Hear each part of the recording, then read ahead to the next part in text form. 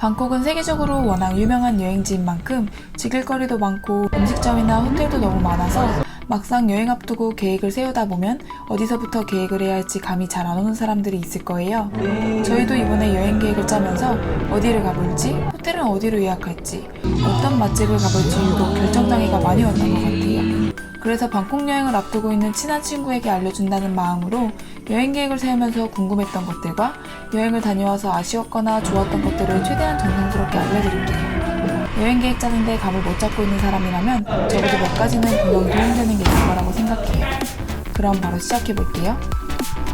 방콕은 교통체증이 정말 엄청난 곳이라서 다른 것보다도 동선하고 숙소 위치에 정말 신경을 많이 써야 하는 여행지라고 생각해요. 출퇴근 시간은 말할 것도 없고 낮 시간대에도 도로가 꽉 막혀 있어서 동선 계획 없이 아무 호텔이나 예약했다가 아까운 여행 시간에 이동하는데 다 날릴 수도 있어요. 동선을 짜기 위해선 방콕 시내 위치를 조금 알아둘 필요가 있는데 방콕은 크게 구시가지, 신시가지로 나뉘어져 있어요.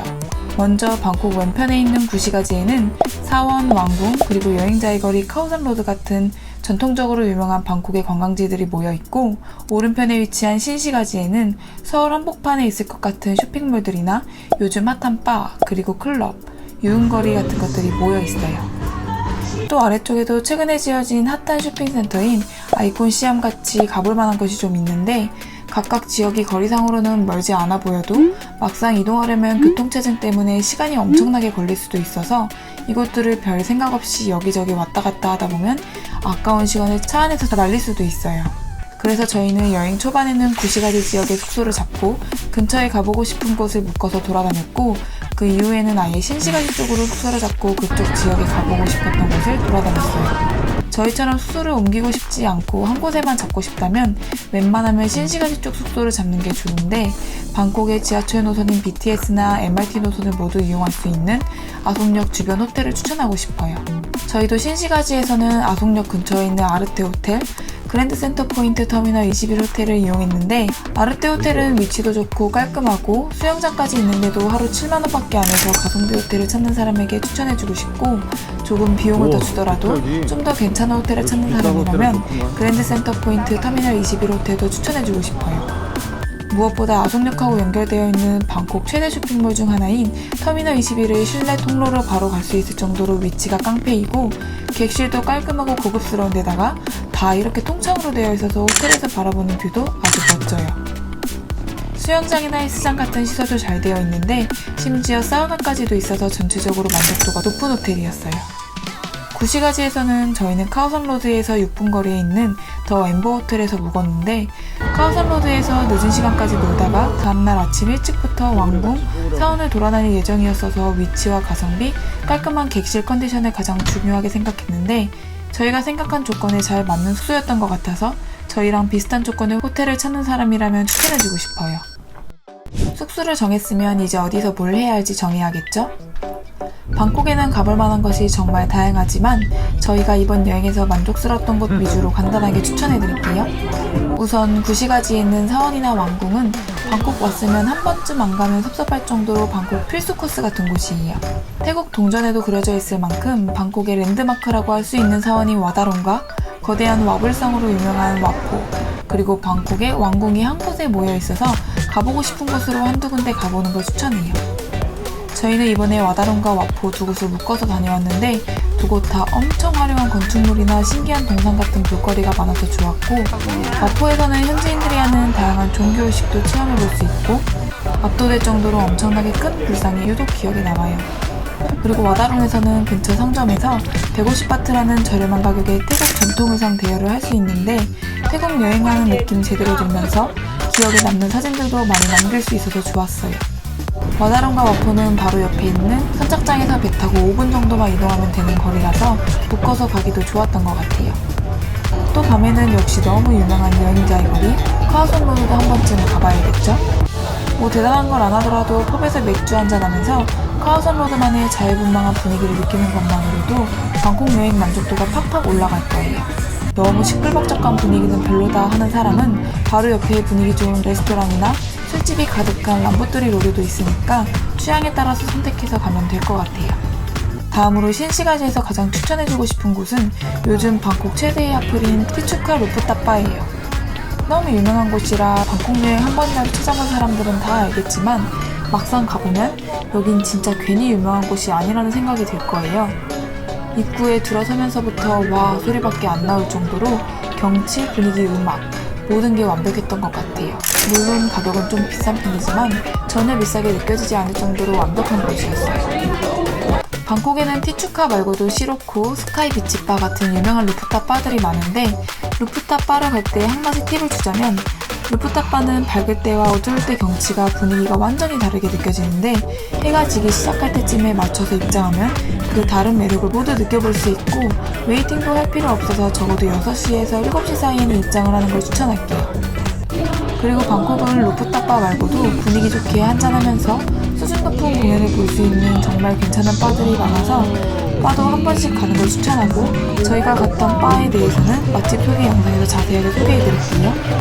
또 방콕에서 해볼 수 있는 특별한 체험으로 무에타이 체험도 너무 추천해주고 싶어요.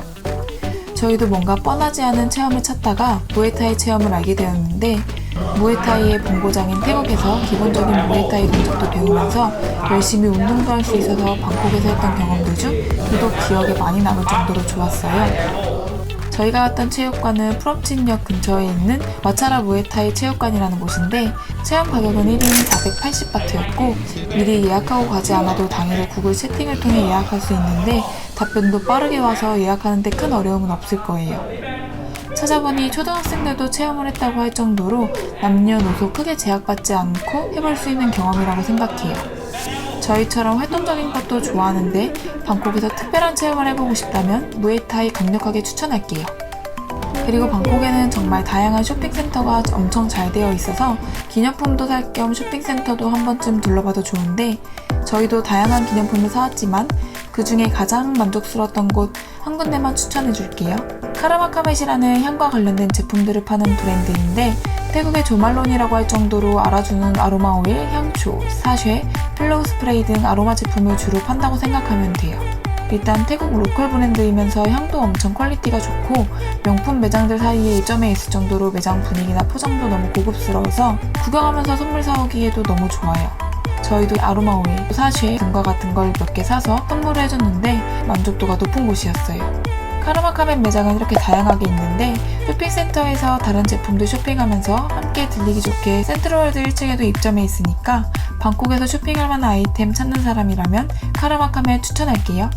저희가 이번 여행에서 갔던 곳들 중에서 좋았던 곳들을 소개했지만 방콕에서 가장 크고 유명한 시장인 짜뚜짜 시장이나 수상시장 컨셉의 아이콘 시암 쇼핑몰, 짐톰슨의 집과 같이 가볼 만한 곳들이 꽤 많이 있고 수상시장 투어, 아유타야 투어 같이 하루에서 반나절 정도 갈 수 있는 투어들이 있으니까 취향에 맞는 곳들로 유동적으로 계획을 짜면 만족스러운 여행이 될 수 있을 거라 생각해요. 그리고 아마 방콕을 여러 번 가봤거나 4박 이상 가는 사람이면 파타야를 같이 갈지 말지 고민하는 사람도 많을 거라고 생각하는데 저희도 이번 여행 중 1박은 파타야를 포함해서 다녀왔어요. 방콕 여행 중 파타야를 포함시키는 일정에 대해서는 다음 편에서 자세하게 설명해 드릴게요.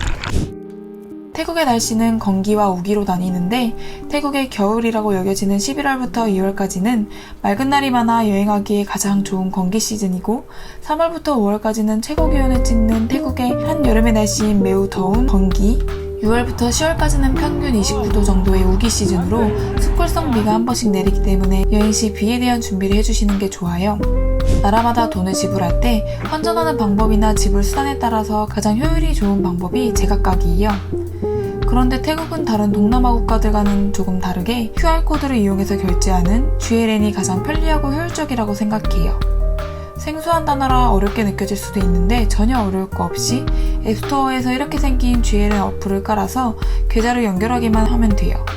트래블 월렛 같은 카드도 편하지만 단말기가 없어서 은근히 안 되는 곳이 많은데 GLN은 시장 같은 곳에도 결제할 수 있고 방콕에서 거의 90% 이상은 이 방법으로 지불할 수 있었던 것 같아요. 저희가 그랬던 것처럼 수수료가 비싸지 않을까 걱정되시는 분들도 많으실 텐데 전혀 신경 쓰지 않으셔도 될 정도로 정말 미미한 수준이에요. 이건 100번 듣는 것보다 막상 방콕 가보시면 왜 이렇게 얘기했는지 바로 알게 되실 거예요. 물론 아무리 결제가 편한 방콕이어도 분명 현금이 필요한 순간들이 있기 때문에 저희도 200달러 정도의 돈을 환전해갔고, 현지 도착해서 수완나푼 공항에 있는 해피리치 환전소에서 100달러, 아송역 지하철 내부에 있는 슈퍼리치 환전소에서 100달러를 환전했어요. 어떤 곳에서 해도 크게 차이가 없어서 아주 큰 액수가 아니라면 공항에 있는 세 환전소 중 가장 환율이 좋은 환전소에서 모두 환전을 해도 전혀 상관이 없을 거예요. 어떤 나라를 가든 많은 분들이 가장 궁금해하시는 것 중 하나가 팁 문화인 것 같은데, 사실 팁은 정해진 금액이 있는 게 아니라서 저희는 서비스의 종류와 만족도에 따라 팁을 다르게 주는 편이에요. 호텔 체크인할 때 짐 들어주시는 분들한테는 20에서 50바트 정도, 꽤 긴 시간 동안 서비스를 받게 되는 마사지사 분들 같은 경우에는 50에서 100바트 정도를 드렸는데, 받는 분들도 좋아하고 주는 저희도 부담되지 않으면서 기분 좋은 적당한 금액이었던 것 같아요. 팁을 꼭 줄 필요는 없지만 받은 서비스가 만족스러웠으면 과하지 않은 정도의 팁을 주는 것도 오히려 여행을 기분 좋게 만들어주는 요소인 것 같아요. 방콕에는 수완나푼 공항과 돈모안 공항 두 곳이 있지만 한국에서 갈 때는 보통 수완나푼 공항으로 도착하는 경우가 많아요. 낯선 나라의 공항에 도착해서 숙소까지 가는 게 막막하게 느껴지는 분들도 많으실 것 같은데, 방콕은 공항에서 시내까지 이동하는 교통편이 다른 동남아 나라들에 비해서 엄청 잘 되어 있는 편이에요. 보통 공항 철도, 택시, 공항버스, 픽업 샌딩 서비스 이렇게 4가지를 주로 이용하는데, 이 중 개인적으로 가장 추천해주고 싶은 방법은 공항 철도예요. 교통체증이 심한 방콕에서 차 막힐 걱정 없이 45바트로 저렴하고 쾌적하게 이용할 수 있다는 게 가장 큰 장점인데, 심지어 막차가 밤 12시까지 있어서 밤 늦게 도착해도 이용할 수 있어요. 저희도 공항철도를 타고 시내로 이동했는데 이용 방법도 거의 우리나라 공항철도랑 비슷해서 이용하는데 어려울 것도 전혀 없고 너무 만족스러웠어요. 만약 낮에 도착하셔서 첫날 일정이 카오산 로드 쪽이라면 공항버스를 이용하는 것도 나쁘지 않은데 1인당 버스 비용이 60바트, 약 2,500원이라서 저렴한 금액이라는 장점이 있지만 배차 간격이 40분이라서 오랜 시간 기다려야 한다는 단점이 있고, 버스 역시 교통체증이 심한 시간대에는 오랜 시간 이동해야 한다는 단점이 있어요. 공항철도나 버스 말고도 한국에서 미리 픽업 샌딩 서비스를 예약한 경우 비용은 대략 3만원 정도 해요. 아무래도 비용이 비싸지만 확실히 체력적으로 힘들지 않고 편리하다는 장점이 있어요.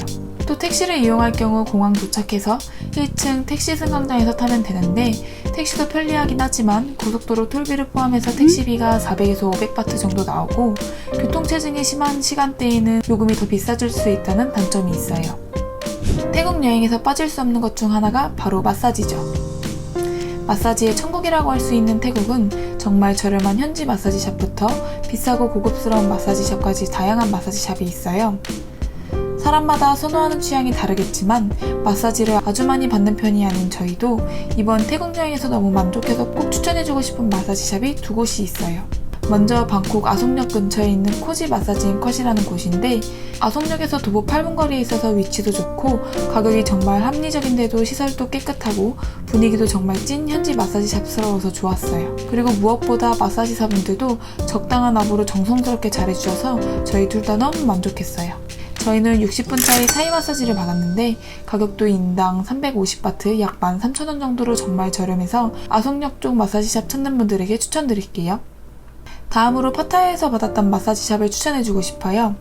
저희는 보통 가격이 합리적인 현지 마사지샵을 선호하는 편이지만 이번 파타야 일정 중 바다 수영을 한 후 샤워를 할 수 있는 곳이 없어서 마사지와 샤워를 둘 다 할 수 있는 고급 마사지샵을 찾다가 파타야에 있는 킨스파인 마사지를 발견했는데, 시설은 물론이고 마사지사 분들의 실력, 서비스, 저희의 만족도까지 너무 완벽해서 추천해드리고 싶어요. 샤워실도 너무 깔끔했고 무엇보다 여행 마지막 날이라 피로도가 많이 쌓여 있었는데 피로가 싹 날아갈 정도로 만족스러웠어요. 샤워와 마사지 가격은 1인당 690바트, 약 26,000원 정도였는데 시설과 서비스 그리고 샤워까지 이용할 수 있다는 점에서 가격이 그리 비싸게 느껴지지도 않고 하나도 아깝지 않았어요. 혹시 저희처럼 파타야에서 샤워도 할 수 있는 마사지샵을 찾는다거나 시설 서비스도 좋은데 마사지사분들 실력까지 훌륭한 마사지샵을 찾는다면 킨스파인 마사지 강추합니다. 방콕에서 빼놓을 수 없는 맛집이나 만족스러웠던 기념품에 대해서도 아직 해주고 싶은 얘기가 너무 많은데 정신없이 설명하다 보니 영상이 너무 길어져 버려서 따로 영상을 만들어서 올려볼게요. 긴 영상 시청해주셔서 감사하고요. 영상이 도움이 되었다면 구독과 좋아요 부탁드릴게요. 그럼 즐거운 여행 되세요. 시청해주셔서 감사합니다.